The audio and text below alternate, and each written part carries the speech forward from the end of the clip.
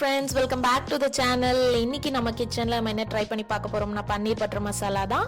பன்னீர் butter masala வந்து குழந்தைங்கள்ல இருந்து பெரியவங்க வரைக்கும் எல்லாருக்குமே ரொம்ப பிடிச்சமான ஒரு டிஷ்.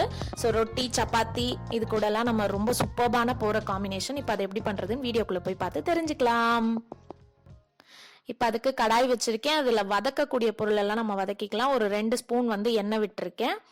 அதுக்கு ஒரு சின்ன துண்டு அளவுக்கு பட்டை, ஒரு 4 லவங்கம் சேர்த்து பொரிய விட்டுக்கலாம். கூடவே ஒரு 2 பெரிய வெங்காயம். நான் எல்லாமே ரஃபாக தான் சாப் பண்ணியிருக்க போகிறேன், ஏன்னா எல்லாமே அரைக்க போகிறோம். ஸோ நீங்கள் ரஃபாகவே சாப் பண்ணிக்கோங்க. வெங்காயம் போட்டு நம்ம நல்லா வதக்கணும். வதக்கின உடனே நமக்கு முந்திரி பாதாம், நான் முந்திரி கூட நீங்கள் சேர்த்துக்கலாம், என்கிட்ட பாதாமும் இருந்ததுனால நான் சேர்த்துக்கிறேன், இன்னும் ரிச்சாக இருக்கும். ஸோ அதையும் சேர்த்துட்டு ஒரு இஞ்சி பூண்டு பேஸ்ட் வந்து 1 ஸ்பூன் அளவுக்கு சேர்த்து நம்ம வதக்கணும். கூடவே பச்சை மிளகாயும் சேர்த்து, ஒரே ஒரு பச்சை மிளகாய் இதுக்கு போதுமானதாக இருக்கும், சேர்த்து வதக்கணும். வதக்கிட்டு தக்காளி, ஒரு 2 பெரிய தக்காளி, பழுத்த தக்காளியாக நம்ம சேர்த்துக்க போகிறோம். கூடவே உப்பு. இப்போ இது எல்லாத்தையும் நம்ம போட்டு மூடி போட்டு ஒரு 5 மினிட்ஸ் கிட்ட, ஒரு 2 to 3 மினிட்ஸ் கிட்ட நம்ம வேக வைக்க போகிறோம். இப்போ வெங்காயம் தக்காளி எல்லாம் நல்லா சாஃப்ட் ஆயிடுச்சு. சாஃப்ட் ஆனதுக்கப்புறம் நம்ம மசாலா தூள் ஆட் பண்ணிக்கலாம். ஒரு 3/4 ஸ்பூன் அளவுக்கு நான் வந்து மிளகாய்த்தூள், 1 ஸ்பூன் தனியாத்தூள், 1/4 ஸ்பூன் கரம் மசாலா, ஒரு 2 பிஞ்ச் அளவுக்கு மஞ்சத்தூள் சேர்த்து நம்ம எல்லாத்தையும் வதக்கணும். மசாலா கரிஞ்சிடக்கூடாதுன்றதுனால ஒரு 1/4 டம்ளர் அளவுக்கு தண்ணி நான் சேர்த்து நான் இதை மிக்ஸ் பண்ண விட்டு கொதிக்க வைக்க போகிறேன். மூடி போட்டு தட்டு போட்டு வேக வச்சுக்கலாம். ஒரு 5 மினிட்ஸ் வேகட்டும். இப்போ மசாலா நல்லா வெந்ததுக்கப்புறம் ஓப்பன் பண்ணி பார்க்கலாம். மசாலா பாருங்கள் நல்லா வெந்துருச்சு. இப்போ இதை நம்ம அரைச்சிட்டு வந்துட போகிறோம்.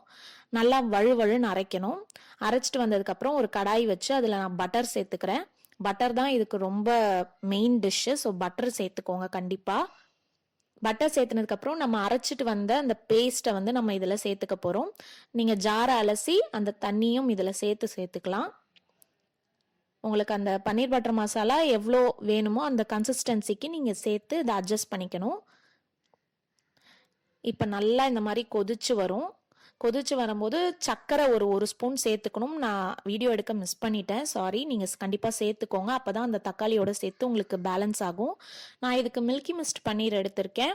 அதை நல்லா க்யூபாக கட் பண்ணி நான் உள்ளே சேர்த்துக்கோங்க. உள்ளே சேர்த்த உடனே வந்து நீங்கள் கஸ்தூரி மேத்தி ஒரு ஸ்பூன் அளவுக்கு நம்ம கையில் எடுத்து நடுவில் வச்சு நமக்கு நல்லா க்ரஷ் பண்ணி நம்ம இதில் சேர்த்துக்கணும். அப்போ தான் அதோட ஃப்ளேவர் வந்து ரொம்ப நல்லாயிருக்கும். இப்போ கஸ்தூரி மேத்தியும் சேர்த்து நல்லா நம்ம கலந்து விடணும். பாருங்கள், நான் வந்து மில்கி மிஸ்ட் பன்னீர் எடுத்திருக்கேன்.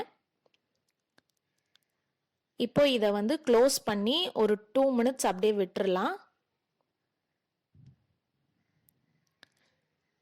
இப்போ 2 மினிட்ஸ் ஆயிடுச்சு. 2 to 3 மினிட்ஸ் நம்ம கொதிச்சா போதும். இப்போ பாருங்கள் நல்லா கொதிச்சு வருது. இப்போ இதை அப்படியே ஜென்டலாக ஒரு மிக்ஸ் பண்ணிக்கலாம்.